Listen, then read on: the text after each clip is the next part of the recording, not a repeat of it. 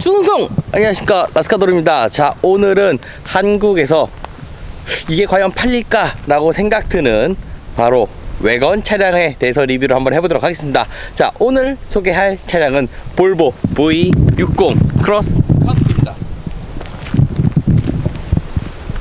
자, 오늘 소개할 차량은 볼보의 외건 차량 볼보 V60 크로스 컨트리입니다.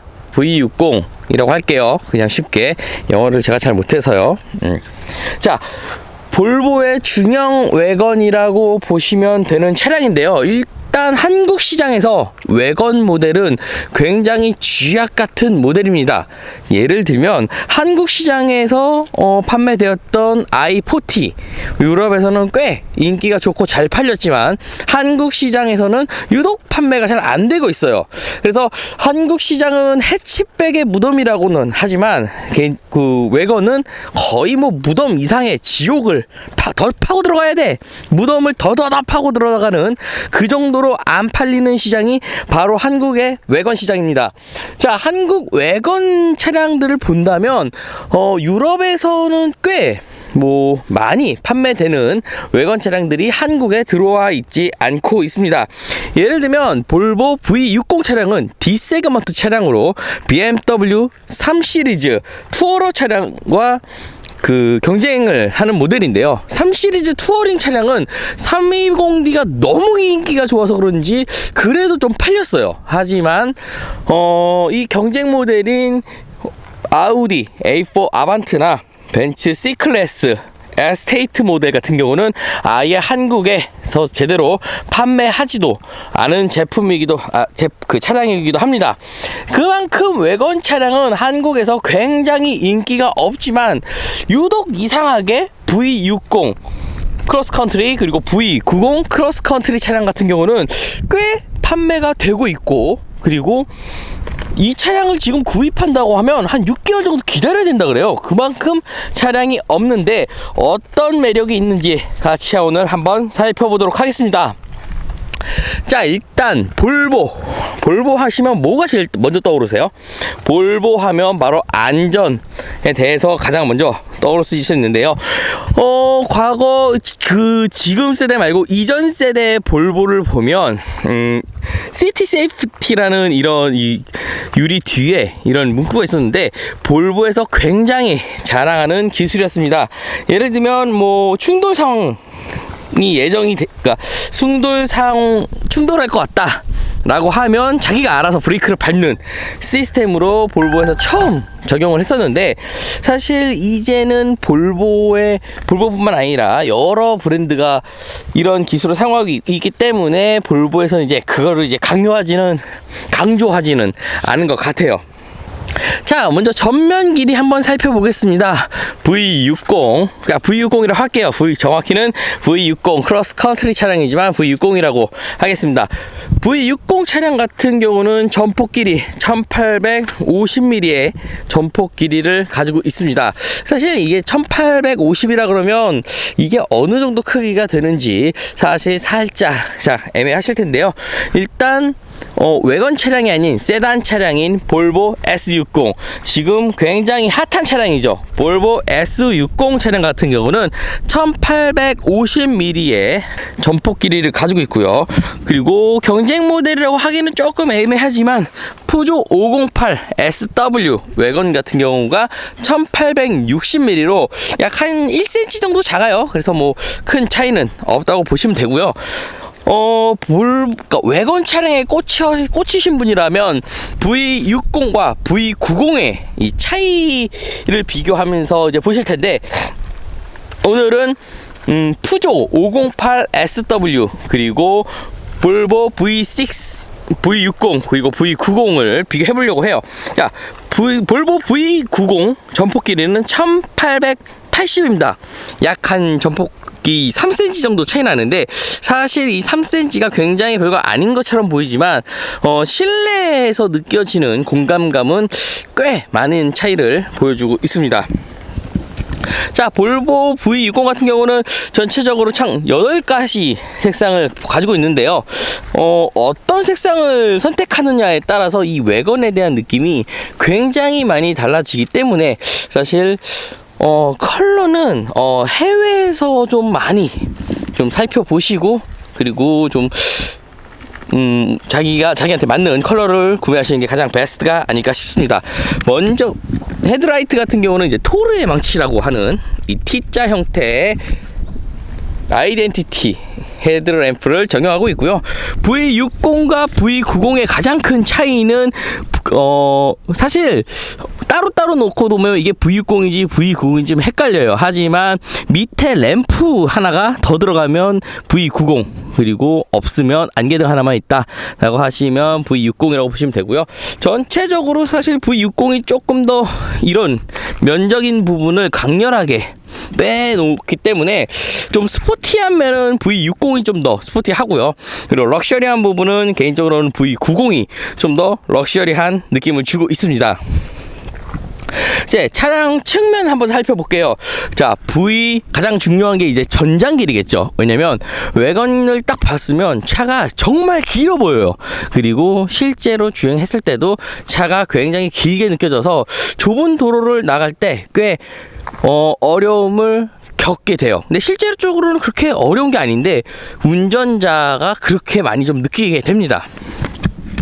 V60의 전장 길이는 4785mm고요. 볼보 S60 세단 모델이죠. S60 같은 경우는 4761mm입니다. 정확히 최근 출시된 볼보 S60과 그리고 외관 모델인 V60의 길이 차이는 2.4cm밖에 안 나요. 그러니까 24mm. 이 폭이 그 길이가 24mm밖에 차이가 안 나지만, 실질적으로 그냥 옆에 똑같이 갖다 놓고 세워놔도 차이가 굉장히 크게 느껴지는 차량입니다.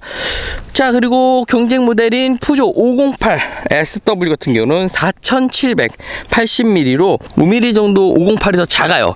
이 차량이 5mm 정도 큰데, 사실상 그래서 크기적으로나 한국 시장에서 외건을 판매하는 차량이 많이 없기 때문에 푸조 508 SW와 가장 비교되는 차량입니다. 그리고 볼보 V90이랑 비교했을 때는 볼보 V90 같은 경우는 4940mm로 155mm의 차이를 보여주고 있습니다. 즉 15cm나 더 크다는 거죠. 그러니까 전장 길이에서 15cm도 꽤 많은 크기를 보여주고 있는데, V90과 V60의 차이는 실질적으로 이 리어 글라스, 이 3열 글라스 같은 경우가 조금 더 넓고 좀 더 길게 느껴지는 만큼 V60과 V90의 차이는 꽤 좀 있습니다. 근데 막상 실제로 제가 얼마 전에 V60하고 V90하고 동시에 이제 계속 시승을 해봤는데, 실질적으로는 뭐 이게 60을 사야 돼? 90을 사야 돼? 라고 한다면 굳이 왜 90을 사야 될까? 라는 생각이 들 정도로 60과 90의 차이가 이렇게 딱 느껴졌을 때 저는 개인적으로 그렇게 크진 않았어요. 자, 그리고 휠 같은 경우는 지금 T5 가솔린 모델이 두 종류가 있는데, 기본 모델과 이제 프로 모델로 나눠져 있습니다. 프로 모델은 19인치의 5 스포크 휠을 적용하고 있는데, 19인치 휠은 뭔가 되게 그 칼날 같은 느낌을 주고 있지만, 18인치 기본 휠은 정말 더럽게 못생겼어요. 그렇기 때문에 19인치 모델을 사용해야, 19인치 모델이 적용된 옵션을 구입을 하셔야 되고요. 그리고 기본 모델과 이 프로 모델의 차이는 제가 뒤에서 다시 한번 말씀드리겠지만, 개인적으로는 무조건 프로 모델을 사야 되는 이유가 또 있습니다. 자, 리어 부분을 보겠습니다. 리어 부분 같은 경우는 V60과 V90의 차이를 본다면 V60 같은 경우는 쭉 이어지다가 뭔가 좀 살짝 끊어져 있는 듯한 느낌을 주고 다시 연결되는 느낌이지만 V90 같은 경우는 하나로 연결되어 있는 듯한 느낌을 주고 있어요. 하지만 사실 뒷부분에 V60, V90 이런 부분이 전혀 없기 때문에 오히려 이게 V60이야? V90이야? 라는 좀 더 엠블럼에 대한 이런 메리트도 없어요. 그래서 V90과 60을 고민하신다면 저는 60이 좀 더 괜찮지 않을까도 싶고요. 또 하나의 특징은 이렇게 음각으로 크로스 컨트리라는 이런 부분을 이렇게 새겨져 있는 모습을 볼 수가 있습니다. 그리고 2.0 가솔린 터보 모델이지만 듀얼 머플러를 이렇게 적용하고 있어서 전체적으로 굉장히 낮고 그리고 넓어 보이는 디자인을 가지고 있습니다.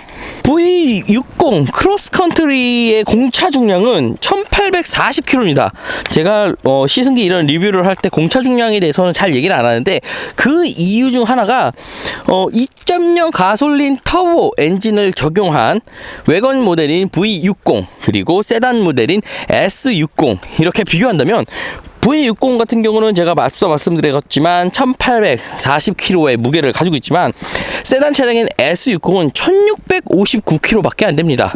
그만큼 무게 차이가 꽤 있기 때문에 사실상 실질적으로 주행 느낌도 살짝 다르다는 걸 알 수가 있습니다. 오히려 V90 외관 모델이 1875kg로 큰 차이가 없어요. 한 35kg? 15cm가 더 늘어난 거에 비해서 그리고 옵션적인 부분도 더 들어가는 거에 비해서 뭐 그 정도 무게 차이면은 큰 차이가 나지 않고 있고요. 그리고 푸조 508 외건 경쟁 모델인 푸조 508 외건 같은 경우는 디젤 엔진을 적용한 2.0 디젤 엔진을 적용했지만 1694kg밖에 안 나갑니다.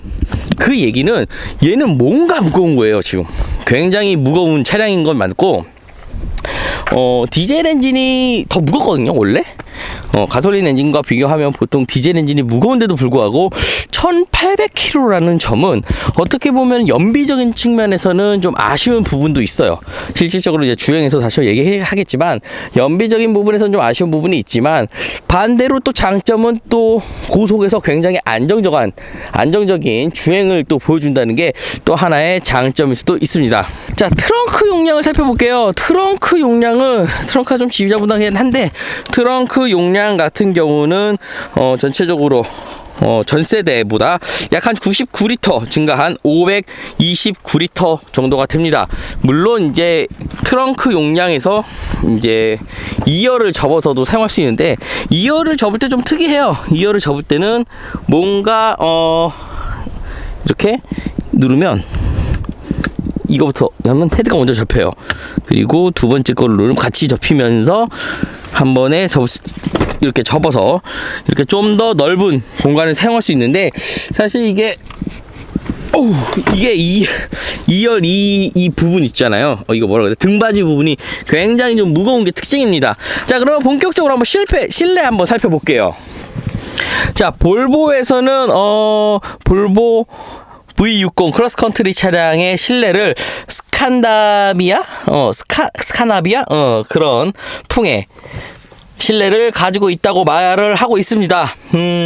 개인적으로 볼보의 가장 큰 장점은 적당한 소재를 가지고 되게 고급스럽게 느껴지게 만드는 게 참 장점인 것 같아요. 예를 들면 뭐 이런 소재들 있잖아요. 이런 가죽이 그렇게 아주 좋은 소재는 아니에요. 하지만 굉장히 색깔 배치 그리고 재질을 좀 나눠놔서 투톤 그러니까 이게 이거랑 재질이 좀 틀린 것 같은데 재질을 좀 굉장히 많이 나눠요.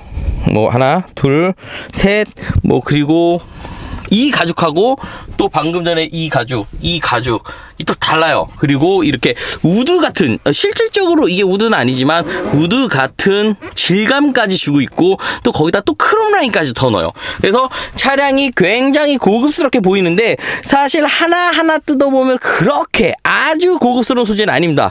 하지만 또 반대로 차량 가격이 5천만 원 중반대 가격으로 이 정도를 표현할 수 있다는 거는 상당히 놀라운 부분인데, 이게 왜 그럴까라고 지금 생각을 해봤어요. 근데 자, 이케아를 한번 가보신 분들은 한번 공감 가실 텐데, 이케아 제품들을 딱 보면 처음에 구경을 딱 하면 우와 완전 좋다, 완전 싸다, 완전 가성비 갑이다. 근데 집에 와서 조립해보면 뭔가 허접하면서 약간 이런 느낌을 주죠. 그러니까 볼보가 허접하다는, 그러니까 구입하고 나서 허접하다는 느낌을 준다는 말을 하는 게 아니라, 볼보도 일단 스웨덴이에요. 스웨덴 국기를 딱 붙이면서 스칸다비아 풍의 이 신뢰를 보여주고 있는데, 이케아와 좀 공통적인 부분은 시야를 한눈에 확 사로잡습니다. 확 사로잡고요. 그리고 아주 고급스러운 소재와 비싼 소재가 아니면, 비싼 소재를 비싸게 표현하는 건 누구나 할 수 있어요. 못하는 브랜드도 가끔 있지만, 하지만 이렇게 저렴은 아니지만 그래도 적당한 소재로 가격대를 확 높여주는 거는 정말 볼보가 잘합니다. 그런 점에서 한국 시장에서 볼보가 굉장히 많이 팔리는 것 중 하나가 아닐까 싶어요. 자, 볼보는 아이덴티티를 어떻게 줄까 고민을 많이 하다가 현대자동차는 요즘에 기어봉에서 버튼식으로 많이 바꾸고, 다른 브랜드도 뭐 예를 들면 벤츠 같은 경우는 컬럼 시프트로 기어 변속을 이렇게 주고 있죠. 하지만 볼보 같은 경우는 이렇게 엔진 스타트 버튼을 이렇게 살짝 조그 다이얼 형식으로 돌려주면 되는 형식을 가지고 있어요. 그리고 옆에 자세히 보시면 현대자동차도 요즘에 이 부분을 좀 따라하는 것 같긴 해. 근데 이런 뭐라 그러죠? 세공적인 부분이 굉장히 차량의 전반적인 부분을 고급스럽게 만들어주고요. 드라이브 모드 또한 이런 같은 세공이 들어가서 상당히 고급스럽습니다. 볼보 차량의 또 하나 특징 중 하나는 이 공간을 굉장히 넓게 쓰는데, 닫을 때는 이렇게 나무 소재, 정말 이게 나무가 아닐까라는 생각이 들 정도의 나무 소재를 사용하고 있어요. 하지만 자동차에서는 실질적으로 100%를 나무를 사용하기는 굉장히 어렵습니다. 그 이유는 사고 났을 경우에 그 나무가 파편이 돼서 뾰족뾰족해서 동승자나 운전자를 찌를 수 있기 때문에 나무 소재를 굉장히 사용하기 어렵다고 해요. 그렇기 때문에 이런 나무 소재 같은 느낌을 주는 것 자체도 이 차량에 되게 엄청난 매력이 아닐까 싶습니다. 하지만 이런 하이그로시는 조금 그래요. 자, 스티어링 휠 같은 경우는 좀 심심하면서 기존의 볼보 아이덴티티를 잘 녹여주고 있는 것 같습니다. 아쉬운 부분은 이제 패들 시프트가 없다는 건데, 거의 뭐 200마력 중반대 2.0 가솔린 터보 모델이고, 그리고 재원상을 봤을 때 꽤 재미있어야 하는 차량이지만 패들 시프트가 없는 거는 조금 아쉬운 부분이긴 해요. 그리고 전체적으로 이 양쪽의 버튼들이 대칭을 이루고 있어서 스티어링에 뭐 딱히 불만은 없습니다. 하지만 뭔가 조금 스포티해졌으면 하는 아쉬움은 있어요. 그리고 계기판 같은 경우는 12.3인치의 계기판을 적용하고 있습니다.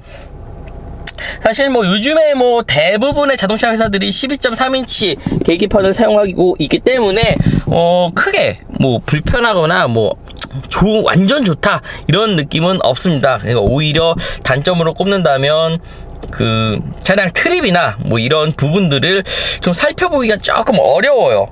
좀 어렵다. 이게 적응되면 쉽겠는데 뭔가 조금 어려운 트립들이 트립들이 좀 어려워요. 어려운 게 좀 아쉽고, 이 트립에 적응만 하면 뭐 크게 뭐 상관없겠지만, 처음 볼보를 시승하시는 분들이라면 이런 트립 조작, 이런 UI 부분이 조금 어색하긴 합니다. 개인적으로 자동차 브랜드에서 이렇게 세로형 인포테인먼트를 사용하는 걸 별로 좋아하지는 않습니다. 그 이유 중 하나가, 세로형 인포테인먼트를 적용을 하면 일단 뭐 내비게이션 뭐 이런 부분에서 조금 애매한 부분들이 있지만 나름 잘 꾸며놨어요. 일단 르노 같은 경우는 자기네들 플랫폼을 굉장히 많이 맞추려고 굉장히 노력을 많이 했지만 볼보 같은 경우는 스마트폰처럼 만들어 놨어요. 예를 들면 오른쪽 왼쪽 그리고 그러니까 하나 둘 셋 끝이에요.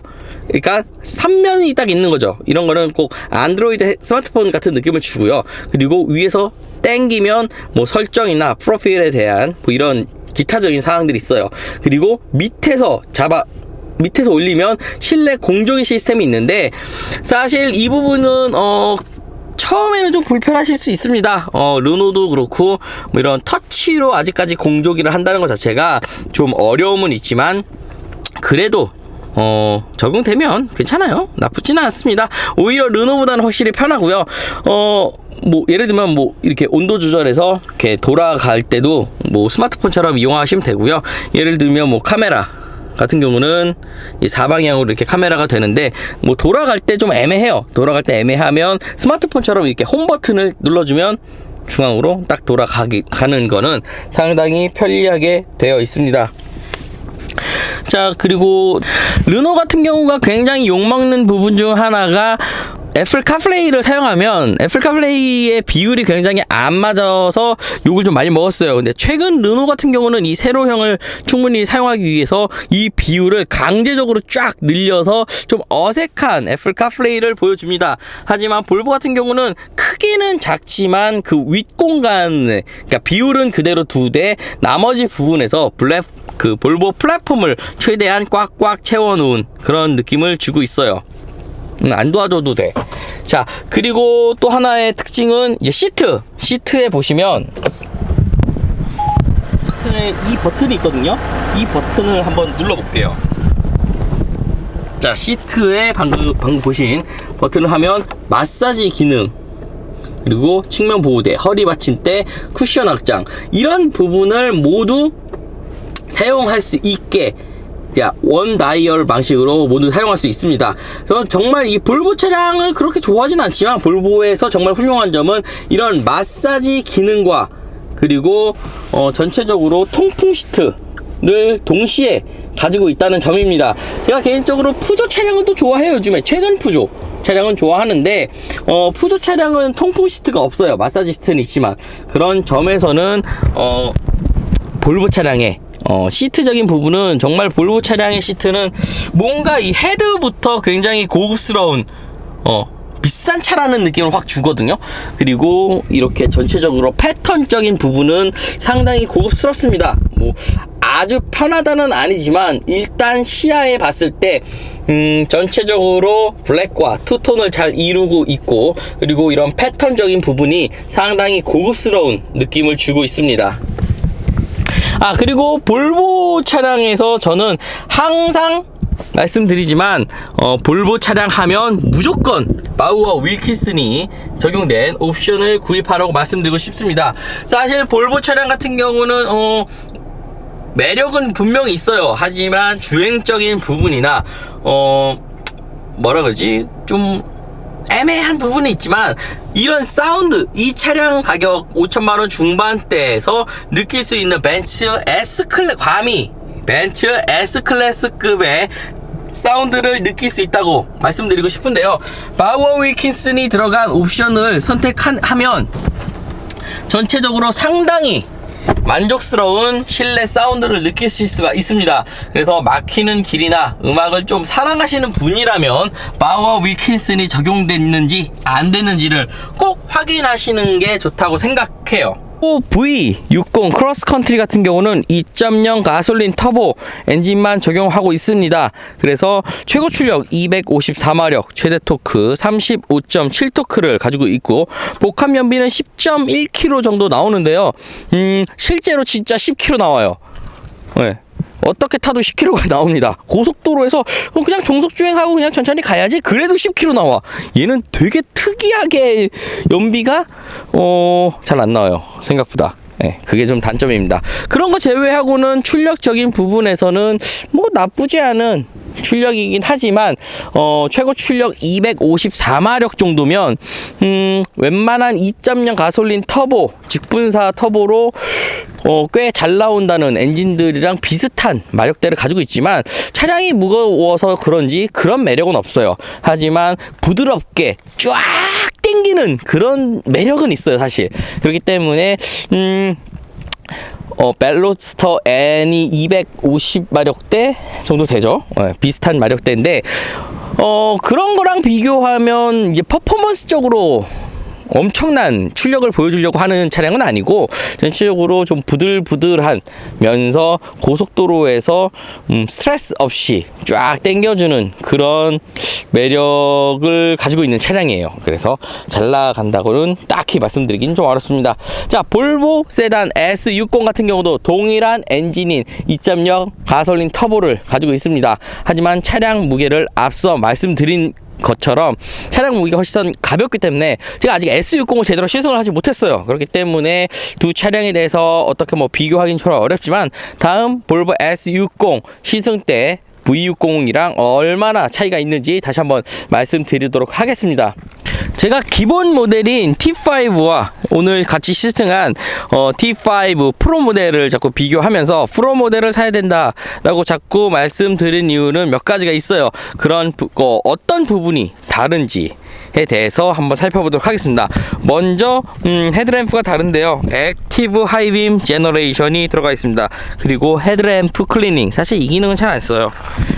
그리고 코너링 램프가 적용되어 있습니다. 사실 여기까지 보면은 필요 없는 옵션이에요. 굳이 프로를 사야 되는 이유를 모르겠습니다. 그리고 파크 어시스트 파일럿이라고 해서 그건 안에서 들어가서 볼게요. 파크 어시스트 파일럿이 들어갔는데 사실 자동 주차 기능도 별로 사용하지 않아요. 하지만 제가 프로 모델을 무조건 사야 된다고 말씀드리는 거는 바로 360도 서라운드 뷰입니다. 서라운드 뷰를 사용해야 되는 이유는 사실 외관 차량을 한 번이라도 몰아보신 분들이 계시다면 차량이 길어서 좁은 골목을 빠져나가는 게 굉장히 어렵고 주차할 때 굉장히 조금 어렵게 느껴집니다. 예, 실질적으로 세단 모델과 그리고 대형 SUV는 좀 더 쉬워 보이는데 저도 주차를 하면서 조금 어려운 부분도 있었어요. 더군다나 오른쪽 조수석 쪽 그 사이드 미러 같은 경우는 광각 미러예요. 근데 운전자석 사이드 미러는 광각 미러가 아닙니다. 그래서 사실 이 굉장히 좀 주차하기 조금 어렵고요. 그리고 바퀴가 안 보여요. 사이드 미러로 리어 바퀴가 잘 안 보여서 뒷바퀴를 딱 맞춰서 이게 주차선을 하시는 분들은 상당히 좀 어려우실 수 있습니다. 그렇기 때문에 이 옵션 때문이라도 사실은 프로 모델을 사야 돼요. 360도 서라운드 뷰 카메라는 프로 옵션에만 적용됐다는 점을 말씀드리고요. 그리고 실내에서 말씀드렸지만 인스크립션, 드리프트 우드, 데코, 인레이나 인스크립션, 테일러드 인스트루먼트 패널 마감, 아이씨 이름 더럽게 어렵네. 어쨌든 상당히 이렇게 고급스러운 느낌은 또한 프로 모델에만 적용했다는 것을 볼 수 있습니다. 그리고 시트 또한 재질이 상당히 제가 괜찮다고 말씀드렸지만 이 나파 레더 시트도 프로에만 들어가 있습니다. 그리고 앞좌석 서포트, 그 사이드 서포트, 그리고 말씀드렸던 마사지 기능 시트, 그리고 앞좌석 벤틀레이트 시트, 그런 부분들이 다 프로에만 적용되어 있고요. 그리고 에어컨 4구역 독립 온도 조절 시스템, 그냥 보고 읽어도 힘들어. 그리고 또 하나 프로 모델을 사야 되는 이유, 제가 볼보 사면 뭐라고 했죠? 무조건 파워 윌킨스 옵션 또한 프로 모델에만 적용되어 있고요. 110W의 15개의 스피커가 적용되어 있다고 합니다. 나 이거 꼭 볼보에서 돈 받고 리뷰해 준 거 같잖아 이거. 그리고 제가 마지막으로 말씀드렸던 휠 부분 19인치 휠이 디자인적으로 상당히 괜찮은데 18인치 휠 한번 꼭 보세요. 휠 당장 바꾸고 싶어지실 거예요. 그런 점을 보신다면 T5 일반 모델과 T5 프로 모델 어느 걸 사야 될까라고 고민하신다면 사실 무조건 프로 모델을 사라고 말씀드리고 싶습니다. 파워 윌킨스 그리고 360도 서라운드 뷰 카메라, 이 두 가지 기능 때문이라도 프로 모델을 사셔야 되고요. 이거는 볼보를 까는 건 아닌데, 만약 이 차량을 사시면 무덤까지 가져가실 생각으로 사세요. 왜냐면 외관 모델이 한국에서 그렇게 인기가 좋지 않기 때문에 중고차 판매도 생각보다 쉽지 않습니다. 그런 점에서 한 번 구입하고 한 10년 정도 타실 거 생각하고 구입하신다면 최고급 사양인 프로 모델을 사시는 게 저는 좀 추천드리는 바입니다. 자, 이제 본격적으로 볼보 V60 크로스컨트리 차량에 대해서 간단하게 주행에 대한 느낌을 말씀을 좀 드려볼까 해요. 자, 일단 스티어링 휠 같은 경우는요, 스티어링 휠은 뭐 딱히 불만은 없어요. 일단은 차량의 전장 길이는 뭐 그렇게 긴 편은 아니지만 회전 반경이 되게 넓게 느껴지고 실질적으로 회전 반경이 넓습니다. 그래서 주차할 때 조금 어려운 부분이 좀 있어요. 뭐 그런 거에 비해서는 스티어링이 뭐 하드하거나 아니면 너무 소프트하거나 그러지 않고 딱 한 노멀한 느낌으로 그렇게 보여주고 있고, 사실 고속에서는 조금 소프트한 느낌은 있습니다. 자, 그리고 가속력은 제로백 테스트에서 한 번 더 확인해 보시면 좋겠지만, 가속력은 조금 불만이에요. 가속력적인 부분은 뭔가 부족한 느낌? 그러니까 재원상으로는 뭐 200마력 중후반이 넘지만 그게 다 느껴지지 않는 그런 가속감을 가지고 있는 게 사실 조금 아쉬운 부분이기도 해요. 자, 전체적으로 코너링 같은 경우는 일단은 뭐 이 차량의 휠베이스가 넓기 때문에 코너링 쪽에서는 굉장히 좀 안정적인 편이고요. 고속 주행에서도 130km 정도를 달려도 되게 안정적이다 라는 생각이 드는 그런 차량이 아닌가 싶습니다. 현재 시간이 아침이죠. 7시 54분인데 어제 늦게까지 야근하고 영상을 찍는 거라 조금 버벅거려도 좀 봐주시면 감사드리겠습니다. 자, 전체적으로 볼보 크로스컨트리에 대한 느낌은 뭐랄까요, 일단은 우리나라에서 외건은 굉장히 안 팔리는 차종 중 하나잖아요. 해치백의 무덤이라고 하면 외건은 그냥 지옥이에요. 한국은 그 정도로 굉장히 안 팔리는 세그먼트 차종? 뭐라 그러지 이걸? 어쨌든 그런 건데, 사실 외건의 매력은 굉장히 좋은 편입니다. 한국에서 외건이 별로인 이유는 사실 외건을 살 정도면, 외건이 좀 비싸요. 그리고 외건이 살 정도면 SUV를 사지, 가급적이면 큰 차를 사지, 가급적이면 높은 차를 사지에 대한 느낌이 좀 더 강해지고 있고, 전 세계적으로도 SUV가 잘 팔려요. 근데도 왜 볼보나 아니면은 뭐 320D 투어링, 그리고 벤츠 C클래스 에스타트인가?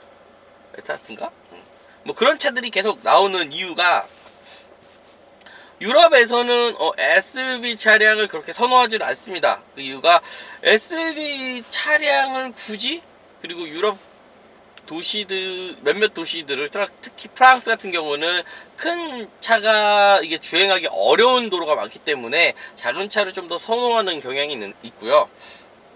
그리고 사실 SUV가 아무리 뭐 잘 만든다고 해도 세단의 안정성이나 그리고 세단의 주행성을 따라가기는 좀 굉장히 힘듭니다. 차가 높고 차가 넓어지고 그렇기 때문에 아쉬운 부분이 있는데, 많은 분들께서 또 그러실 거예요. 나는 트렁크 용량 때문에 이 차를 선택한다 라고 말씀하시는 분도 분명히 계실 텐데, 사실 외건 모델이랑 SUV 모델이랑 트렁크 용량 차이는 뭐 그렇게 크지 않습니다. 그 부분은 제 시승기에 살짝 녹였었는데, 그 블로그 시승기에 살짝 녹였는데, ST60이랑 사실 V60이랑 비교하면 수치상으로 보면 V60이 좀 더 넓어요. 그래서 트렁크 때문에 SUV SC60을 산다? 그거는 솔직히 아니라고 봅니다. 하지만 이게 체감상이나 차량 높이, 그리고 차량의 전고 때문에 실질적 체감적으로는 SC60의 트렁크가 좀 더 넓어 보이기도 해요. 그리고 이번에 실질적으로 V60 크로스컨트리를 가지고 서해에 있는 한 섬을 다녀왔는데, 촬영차 이제 섬을 다녀왔는데, 많은 짐을 넣어 봤지만 조금 아쉬운 부분도 분명히 있습니다. 하지만 트렁크 용량은 절대 작지 않다는 거, 왜 유럽 사람들이 이렇게 긴 차를 선호하는지에 대해서는 트렁크 용량적인 부분, 그리고 편안함적인 부분, 이 부분이 SUV에서는 또 느낄 수 없는 그런 부분이 있기 때문에 좀 더 외관 모델을 선호하는 건 사실입니다. 하지만 뭐 유럽에서도 사실 이제 외관보다는 조금 더 SUV를 잘 만드니까 SUV로 넘어가자는 추세가 좀 강하기도 해요. 자, 전체적으로 주행 느낌은 굉장히 부드럽습니다. 부드럽고 딱히 뭐 부족한 느낌이라고 느껴지진 않아요. 전체적으로 아쉬운 부분은, 그러니까 아쉬운 부분도 좀 정도를 나누면, 너무너무 아쉬운 거는 사실 연비예요. 공인 연비가 10.1km고 실질적으로 도심 주행을 막 하고, 그러니까 고속도로 정속 주행을 하면 한 11에서 12 정도 나오는데, 도심 주행을 막 하고 이러면 한 7에서 8 정도밖에 나오지 않습니다. 아쉬운 거는 이번에는 도심 연비 테스트가 빠지면서 강남 퇴근길 연비 테스트는 하지 못했어요. 일정상 하지 못했는데 다음에 기회가 있으면 한 번 더 테스트를 해보려고 합니다. 자, 연비적인 부분은 사실 조금 아쉽습니다. 그래서 너무 막히는 길이나 이런 도로를 가시는 분들은 조금 아실 수 있어요. 그리고 가속적인 부분은 제로팩 테스트에서도 한 번 더 이야기하겠지만, 뭔가 재원상에 254마력이라는 수치에 대해서 수치를 머리에 입력하고 달렸을 때 뭔가 좀 부족한 느낌이 들어요. 특히 아우디 45 TFSI 직분사 가솔린 엔진 같은 경우보다 비슷할 거예요 아마. 제 기억에는 재원이 비슷한 걸로 알고 있는데, 그거와 비교하면 아우디는 정말 잘 만들었다 엔진을. 그리고 볼보는 뭔가 차가 안 나가는데 라는 느낌을 받으실 거예요. 하지만 볼보의 또 장점은 아우디에서 느껴지지 않는 뭔가에 대한 부들부들한 느낌? 유럽에서 만들었지만 뭔가 일본의 그 설명하기 힘든 부들부들한 엔진에 대한 느낌은 있어요.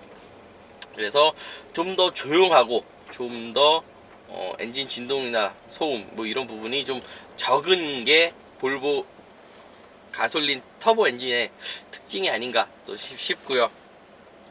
또 전체적으로 뭐 브레이크 부분은 굉장히 만족합니다. 브레이크의 담력이나 뭐 이런 부분들은 뭔가 어떤 차들은 살짝만 밟아도 툭 쓰고, 어떤 차들은 또 좀 많이 밟아야 쓰고 뭐 이런 게 있는데, 볼보 V60 크로스컨트리를 주행하면서 뭐 다양하게 주행을 해봤지만 브레이크의 담력이나 브레이크가 잡아주는 그 느낌은 상당히 괜찮았어요. 전체적으로 볼보 하면은 일단은 뭐 9인치 인포테인먼트가 특징이 아닌가 싶은데, 볼보 V60 인포테인먼트 뿐만 아니라 V90, SC60, SC90 최근에 나오는 볼보는 거의 이 포맷으로 간다고 보시면 됩니다.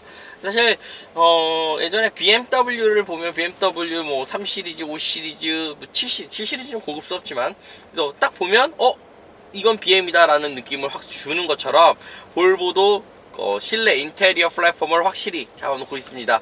인포테인먼트가 뭐 어렵다라고 생각되실 수가 있는데, 그냥 인포테인먼트라고 생각하지 마시고 하나 그냥 안드로이드 패드, 갤럭시 탭 같은 느낌이라고 생각하시고 홈 버튼도 눌러보고 하면 생각보다 어려운 부분은 없어요.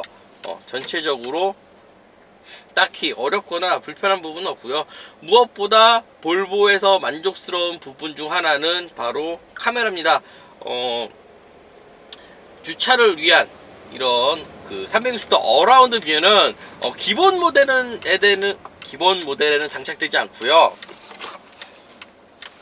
프로 모델 옵션이 적용된 프로 모델에만 적용되어 있습니다.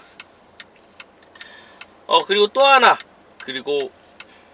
또 하나 V60 크로스컨트리에서 가장 만족스러운 부분인 바우어 윌켄 스피커, 저는 개인적으로 볼보를 사야 되는 이유를 딱 한 가지를 설명하라고 한다면, 저는 단연 스피커 때문에 이 차를 사야 된다고 말씀드리고 싶어요. 그만큼 스피커에 대한 가성비는 굉장히 좋은 편입니다. 감히 말씀드리자면, 제가 여태껏 그러니까 XC60, V60은 조금 떨어지는 것 같아요. 근데 XC60을 처음 딱 시승했을 때 스피커에 대한 제 느낌은 S클래스에서 느껴졌던 이런 느낌? 그런 느낌을 주고 있고, 그리고 스피커가 총 15개가 들어가 있고, 총 1100W의 고출력을 가지고 있는 스피커이기 때문에 도심에서 막히면서 그냥 스트레스를 푸는 목적으로 사운드 빵빵하게 틀어놓고 주행하기는 꽤 좋은 차량이 아닌가 싶어요. V60 크로스컨트리 외건 차량을 사야 되는 이유에 있어서는 저는 이렇게 설명하고 싶네요. 남들이 안 사니까. 남들이 전혀 안 살 것 같으니까. 사실 이 차를 시승하면서 약 한 400km 정도 시승하면서 V90 크로스컨트리 딱 한 대 봤어요. 그 정도로 외건 모델을 한국에서 찾아보기 어렵기 때문에 좀 더 특별함을 가지고, 그리고 세단의 편안함, 그리고 SUV의 넓은 공간감, 이 부분을 모두 합쳐놓은 게 V60 크로스컨트리이기 때문에 한 번 차를 사면 차를 팔 생각을 좀 하면 안 돼요. 중고 시장에서 이게 그렇게 잘 팔릴 차는 아니고, 가격적으로도 조금 아실 수 있기 때문에 그런 부분만 아니라면 좀 더 특별하게 세단의 부드러움, 그리고 SUV의 넓은 공간, 그리고 무엇보다도 외건 차량 중 가장 뛰어난 스피커가 들어있는 볼보 V60 크로스컨트리를 한번 직접 시승해 보시고요.